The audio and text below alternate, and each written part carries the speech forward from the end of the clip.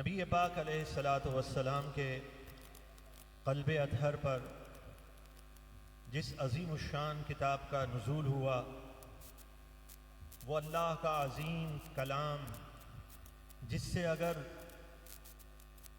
حقیقی معنوں میں ہم وابستہ ہو جائیں تو پھر کہنے والے نے درست کہا کہ یہ کتاب ثواب بھی ہے اور یہ کتاب انقلاب بھی ہے۔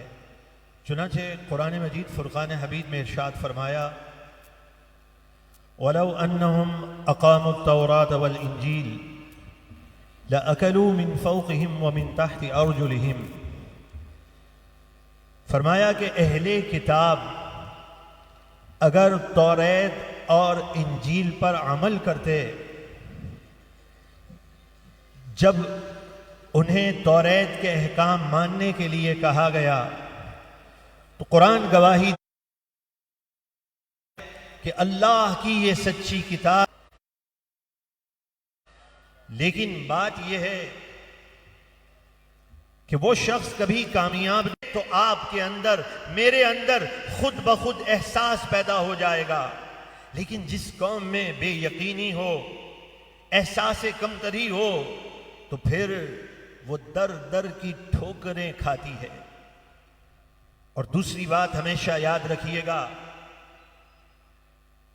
کہ وسائل کامیاب نہیں ہوتے، سچے جذبات کامیاب ہوتے ہیں۔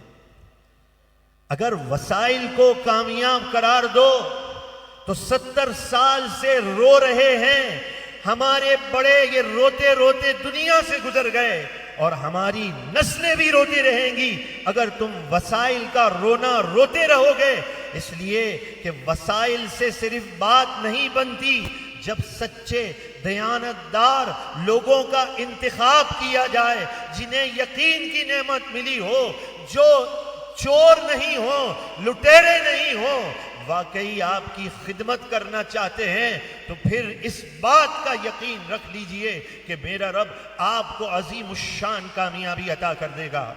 لیکن ہمارا حال یہ ہے، جہاں کسی نے کوئی نیا نعرہ لگایا اس کے پیچھے چل پڑتے ہیں، نئے پاکستان کا نعرہ لگایا اس کے پیچھے چل پڑے۔ کوئی تو یہ کہتا کہ نئے پاکستان کی نہیں، مجھے رسول اللہ کے پسند کی پاکستان کی ضرورت ہے۔ ہمارے اندر احساس کمتری تھی تو ہم نے یہ فکر اپنے اندر پیدا نہیں کی، میرا رب ہے، اس نے دکھا دیا کس طرح معاشی بحران آیا پچھلے یہ نئے پاکستان کے دور میں۔ لیکن جس کے دل میں احساس محرومی ہو، پھر ایک نیا نعرہ لگا کر کوئی آئے تو لوگ اس کے پیچھے چل پڑتے ہیں۔ قرآن کا اگر فیصلہ ماننا چاہتے ہیں تو پھر قرآن نے تو واضح طور پر فرما دیا کہ وَمَن يُطِعِ اللَّهَ وَرَسُولَهُ فَقَدْ فَازَ فَوْزًا عَظِيمًا، جو اللہ اور اس کے رسول کا ہو جائے گا میرا رب اسے ہی کامیابی عطا فرمائے گا۔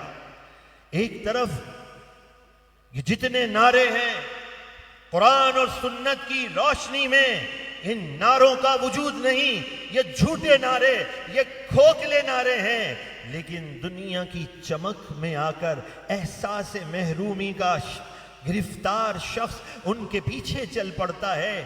تو آج کی اس مبارک محفل کے اندر ہم نے یقین کے نور کو لے کر اپنے گھر پہ جانا ہے۔ یہ یقین کا نور کیا ہے؟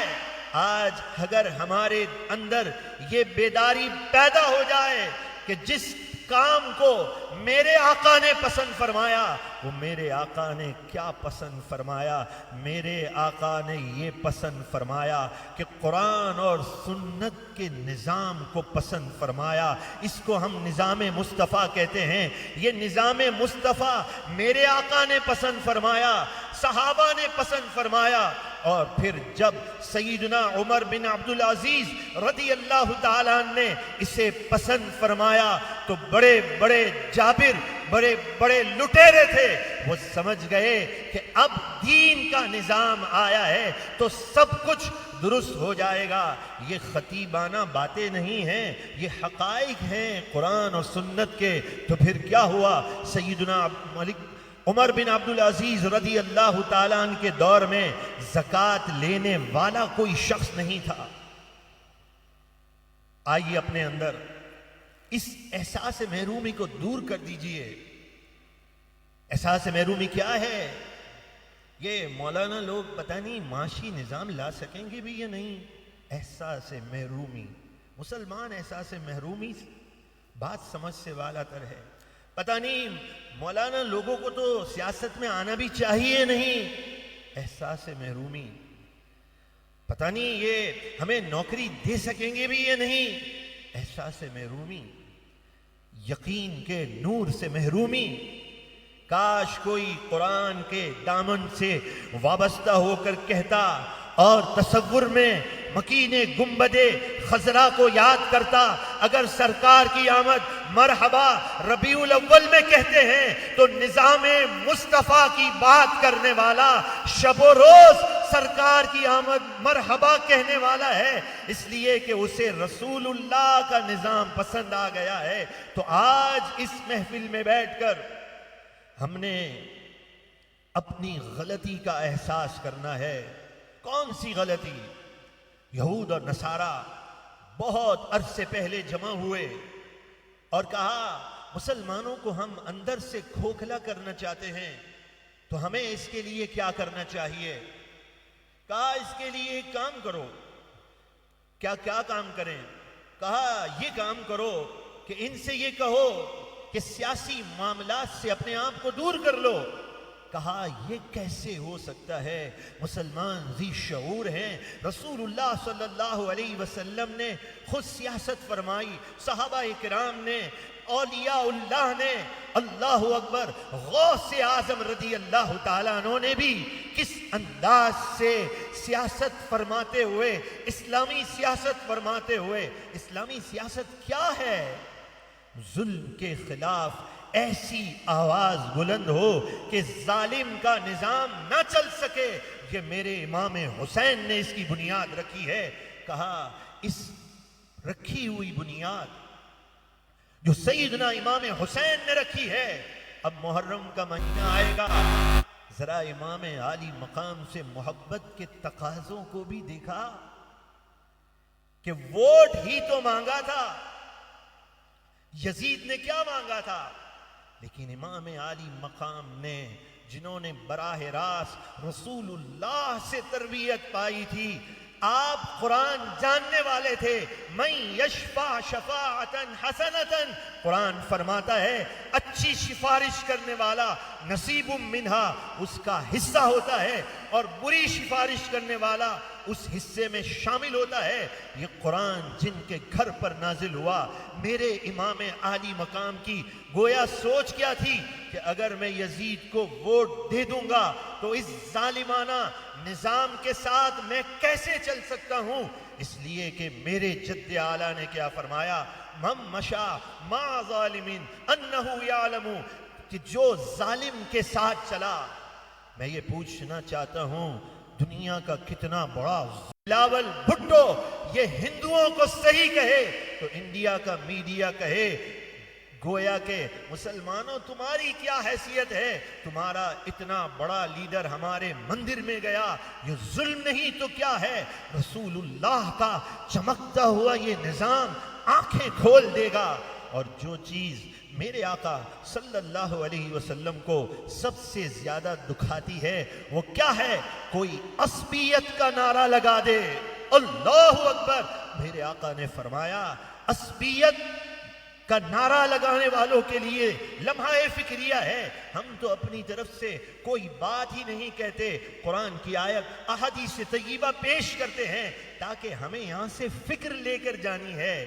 ان لوگوں کو بھی قریب کرنا ہے جو کتنے دور ہو چکے ہیں، غریب جن کی وجہ سے پس رہے ہیں۔ اللہ اکبر۔ عصبیت کے بارے میں فرمایا لیسا منا جو عصبیت کا نعرہ لگائے، میرے آقا نے فرمایا وہ ہم میں سے نہیں۔ جبھی تو ہم کہتے ہیں کہ میرا ووٹ اپنوں کے لیے کیا ہوتا ہے، میرا ووٹ رسول اللہ کے لیے ہے۔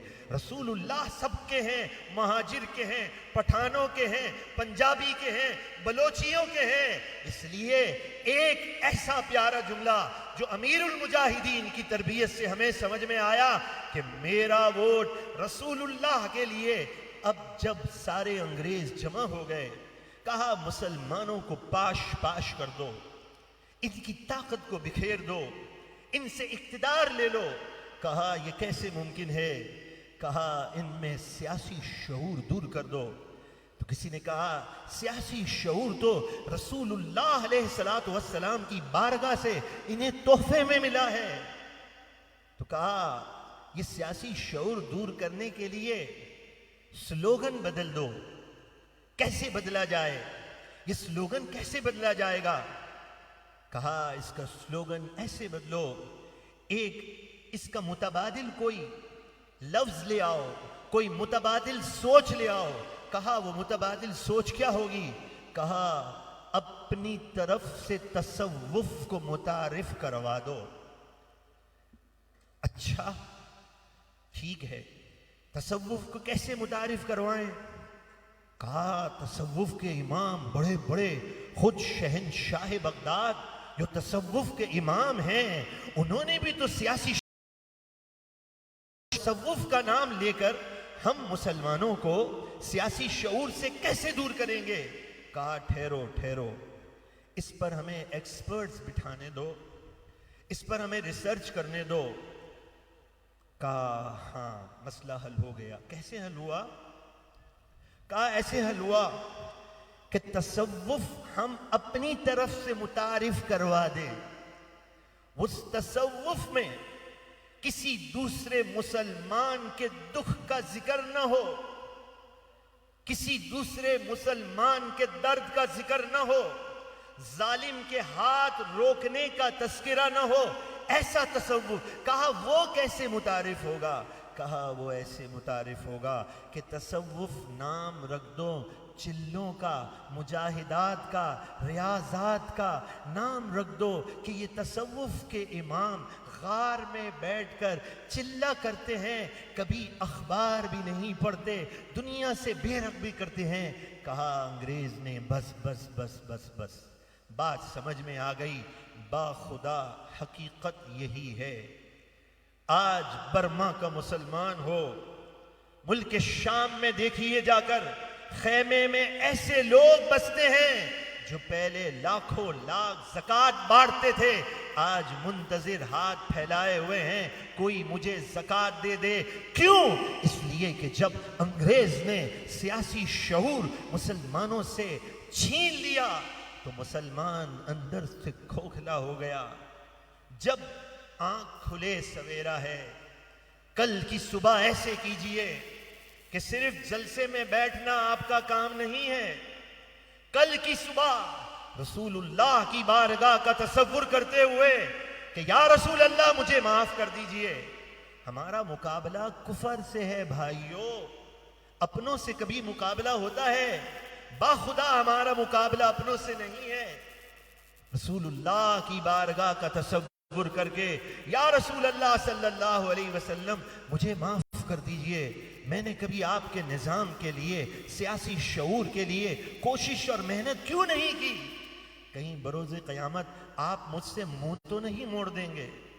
یا رسول اللہ اب جو میری صبح ہوگی وہ ایسی صبح ہوگی کہ میں یہ نہیں کہوں گا کہ یہ کمپین ان لوگوں کی ہے، میں یہ نہیں کہوں گا علامہ احمد رضا صاحب آپ کی کمپین ہے، میں آپ کے چہرے کو نہیں، رسول اللہ کے نظام کی خاطر میں 4 دن تو باقی ہیں، میں 4 دن اپنی زندگی کے لگا دوں گا، ایک ایک گھر پہ جا کے میں دستک دوں گا۔ میرے آقا پھر تو آپ میرے لیے مسکرا دیں گے نا، زندگی بھر تو مجھ سے کوتاہی ہو گئی۔ میرے آقا جہاں میرے گھر کی عورتیں اگر بازار بھی چلے گئیں، شاپنگ بھی کر لی، لیکن دین کو تخت پہ لانے کے لیے سیدہ ام عمارہ نے جو قربانی دی، صحابیات نے جو قربانی دی، میرے گھر کی خواتین بھی پردے میں رہتے ہوئے اتوار کے دن، بدھ کے دن، 24 جولائی، 27 جولائی، یا رسول اللہ میرے گھر کی خواتین بھی، لوگ تو جسے پولنگ ایجنٹ کہتے ہیں لیکن یہ محافظات ناموس رسالت ہیں، حضور کے دین کی محافظات ہیں، یا رسول اللہ میرے گھر کی خواتین بھی، میری پڑوس بھی، میرے گھر کے افراد بھی اس مشن کا حصہ بنیں گے۔ بس میرے آقا آپ مسکرا دیں۔ اور آخری بات، اس لمحے کا صدقہ جب امیر المجاہدین رحمت اللہ تعالی علیہ کے جنازے پر جو نور برس رہا تھا، جو آپ کی پیشانی پر نور تھا، یا رسول اللہ جب میرے گھر والے اور ہم اس دنیا سے چل رہے ہوں، آپ کے نظام کے لیے میں نے کوشش کی، انگریز کے وار کو میں نے پاش پاش کیا، یا رسول اللہ جب میرا جنازہ اٹھے تو اس پر بھی ایسی ہی نور کی برسات برسا دیجئے گا۔ میرے شیخ، میرے استاد امیر المجاہدین رحمت اللہ تعالی علیہ فرماتے تھے، آپ فرماتے تھے آؤ تو صحیح اس بارگاہ کی طرف، باخدا یہ وہ بارگاہ ہے کسی کا قرض نہیں رکھتے، ارے اس بارگاہ سے سودا تو کرو، مت ڈرو نوکری چلے جائے گی، مجھے لوگ کیا کہیں گے، نہیں نہیں، میں نے بارگاہ رسالت میں، بازار مصطفیٰ میں سودا کیا ہے، یا رسول اللہ آپ کی مسکراہٹ کا صدقہ میرے جنازے پر وہ نور کی برسات ہو۔ ایک بار یقین کی نعمت دل میں بسا کر، احساس کمتری کو اٹھا کے پھینک کر میدان میں اتریے تو صحیح۔ میں آپ سے وعدہ نہیں لوں گا، میں آپ سے ہاتھ نہیں کھڑے کرواؤں گا، میں نے قرآن و سنت کا پیغام دے دیا، دین کسی کے پاؤں میں نہیں پڑتا کہ میں آپ کو پکڑ کے کہوں گا کرنا ہی کرنا ہے، نہیں نہیں نہیں، اپنے اپنے ضمیر کی بات ہوتی ہے، اپنے اپنے ضمیر کا سودا ہوتا ہے۔ ایک 30 سیکنڈ کی ایڈ میں کاروبار میں نفع نظر آتا ہے تو پوری رات سرچ کرنے پر مجبور ہو جاتا ہے، اور جہاں قرآن و سنت کا اتنا پیغام سننے کے باوجود بھی یہ کل کی نورانی صبح طلوع نہ ہو تو پھر ہمیں سوچنا چاہیے۔ لیکن نہیں نہیں، میں بھی اپنی گفتگو کا اختتام اسی پر کروں گا کہ یقین کی نعمت بہت بڑی ہے، مجھے یقین ہے انشاءاللہ یہ مانی کی قربانی اور شہادت، اس کے اختتام میں سیدنا فاروق اعظم کی قربانی اور شہادت، اس کی اول میں سیدنا امام عالی مقام کی شہادت، اس کے درمیان میں سیدنا امام زین العابدین کی قربانی اور شہادت، اتنے بڑے بڑے وسیلے اور نام ساتھ ہیں۔ تو آئیے کل کی صبح ایسے کیجئے، ایک ایک دن آپ کا قیمتی ہے، بیماری میں، شادی میں، خوشی میں، غمی میں، سب کچھ چھوڑ کر گھر پہ بیٹھے تھے نا، رسول اللہ کے دین کی خاطر بھی کل کی صبح کا آغاز تو کیجئے، بارگاہ رسالت سے سودا کیجئے۔ میرے شیخ یہ فرماتے، امیر المجاہدین رحمت اللہ تعالی علیہ، یہ تو حشر کو ہوگا یہ معلوم کہ جیتا کون اور ہارا کون۔